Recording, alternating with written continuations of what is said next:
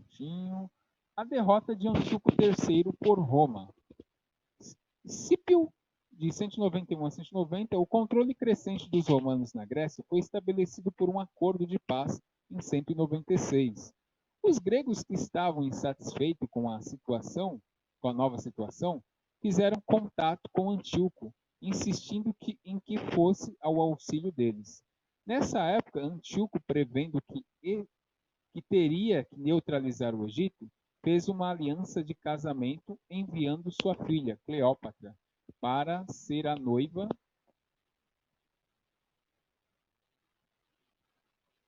de Ptolomeu V. Eu vou esperar aparecer aqui para mim. Para ser a noiva de Ptolomeu V. Ele esperava usá-la. Você pode ver aqui, ó, é igual o capítulo 2 fala. Em todo tempo esse quarto reino fica tentando se unir em casamentos ali, para ver se, né, se consegue se unir. Mas como foi previsto, né, não deu certo. Como a eficaz espiã, mas foi desapontado nesse aspecto, visto que a lealdade da filha passou a ser para com seu novo marido. Não obstante, ele avançou em direção à Grécia em 192.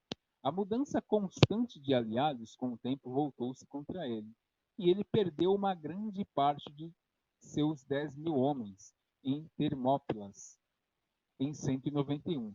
Antíoco então voltou-se para a batalha no mar, tentando manter os romanos fora da Ásia Menor, mas novamente não foi bem sucedido. Por volta de 190, o exército seleucida de 70.000 homens chegara para reforçar as posições de Antíoco. As tropas romanas lideradas por Scipio eram apenas metade desse contingente, quando os exércitos se encontraram em Magnésia, cerca de 80 quilômetros ao norte de Éfeso. Ainda assim, devido à falta de treinamento e aos erros táticos por parte do exército seleucida, vou aparecer para mim agora.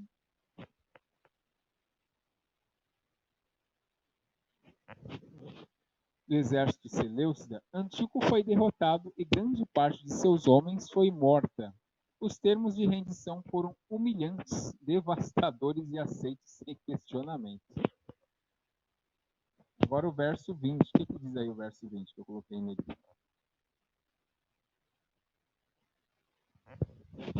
Em seu lugar se levantará quem fará passar um arrecadador pela glória do reino. Mas em poucos dias será quebrantado, e isto sem ira e sem batalha. Pode ir mais abaixo.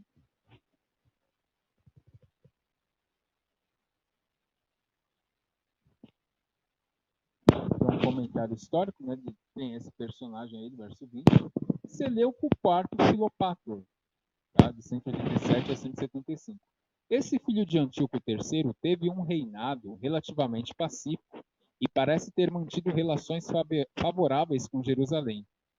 A exceção citada no versículo foi quando ele enviou a Jerusalém um de seus oficiais, Eliodoro, para arrecadar impostos que foram descritos como pesados demais ou escondidos pelas facções contrárias aos seleucidas. Antes que o sumo sacerdote, Onias III, pudesse chegar a Antíoco para apelar da decisão e oferecer explicações, Seleuco foi assassinado em uma conspiração executada por Eliodoro, sendo Antíoco IV, aí o safado aí, ó, matando o próprio irmão, suspeito de cumplicidade pelos historiadores. Lembra aquela passagem, pessoal, do capítulo 7, que o Chico Pequeno ali ele ia tirar 3? Então a gente explicou no capítulo 7, um desses 3 aí foi o seu próprio irmão, tá? Como diz a história. Verso 21. Depois se levantará em seu lugar um homem vil, aí chegou no cara, ao qual não tinham dado a dignidade real, mas ele virá caladamente e tomará o reino com engano. Aí, o safadinho aí. Antíoco IV Epífanes. Vou esperar aparecer para mim. Prontinho. Antíoco IV Epifânio, ou Epífanes, tá? Foi de 175 a 164. Antíoco IV, irmão de Seleuco, estivera em Roma como um refém, político e estava retornando a alcançar Atenas. Quando seu irmão foi assassinado, seus alvos incluíam transformar Jerusalém no centro da cultura grega e ajudar os judeus a fazer a transição para tornar-se cidadãos gregos, com costumes gregos. As intrigas em que se envolveu foram muitas, mas certamente a principal em relação a Jerusalém foi como ele lidou com os sumos sacerdotes. O texto bíblico o chama de desprezível, e de fato ele o era. Seu título Epifânio significa Deus manifesto, mas o povo se referia a ele como Epimânio, que significa louco, apesar de ser um membro da linhagem real. Vou esperar aparecer para mim, na parte de baixo.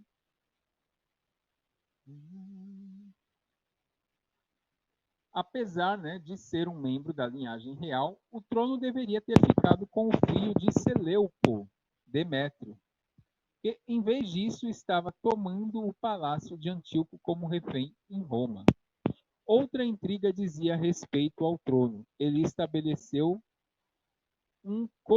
uma corregência com seu sobrinho, o menor, que poucos anos mais tarde foi assassinado. Ao verso 22.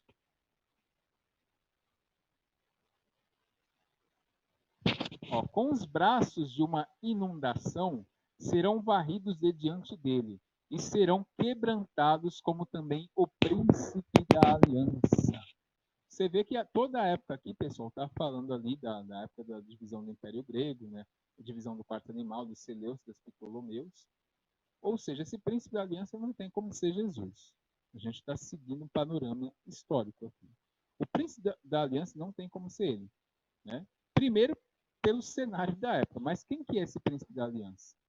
É o mesmo personagem do capítulo 8 e capítulo 9, pessoal. Que é quem? Onias III. Como eu falei para vocês, é tudo uma continuação.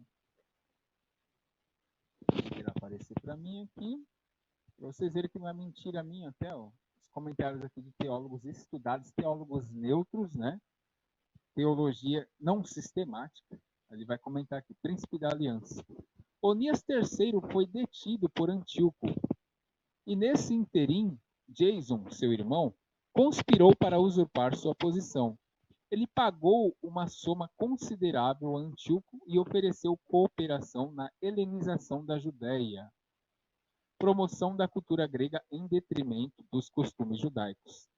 3 anos mais tarde, Menelau, com o provável apoio de Tobíades, pagou uma grande soma e, tendo já sido estabelecido um precedente, foi recompensado com o cargo de sumo sacerdote, em lugar de Jason, de acordo com o segundo Macabeus. Onias foi assassinado quando? Em 171. Justamente, pessoal, até vou parar aqui e vou comentar.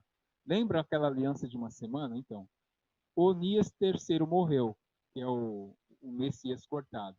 Aí quem se apoderou? O chifre pequeno, o Antíoco IV, Epífanes, o príncipe que havia de vir. Isso ele já dominou ali a parada, e na metade da semana a gente vê que ele vai fazer cessar em 167, historicamente, os sacrifícios. Tá? Vou continuar aqui a leitura, só para refrescar a memória de vocês. Muitos estudiosos o identificam como o príncipe da aliança, citado nesse versículo, mas outros associam esse título a Ptolomeu VI. Tá? O exército avassalador, em certo sentido, representa os oponentes ao reinado de Antíoco. Poderia incluir oponentes políticos internos adversários judeus ou oposição estrangeira, como a que se desenvolveu no Egito. Verso 23. E depois do concerto com ele, ou seja, que é um concerto, uma aliança, usará de engano e subirá e se tornará forte com pouca gente. Verso 24.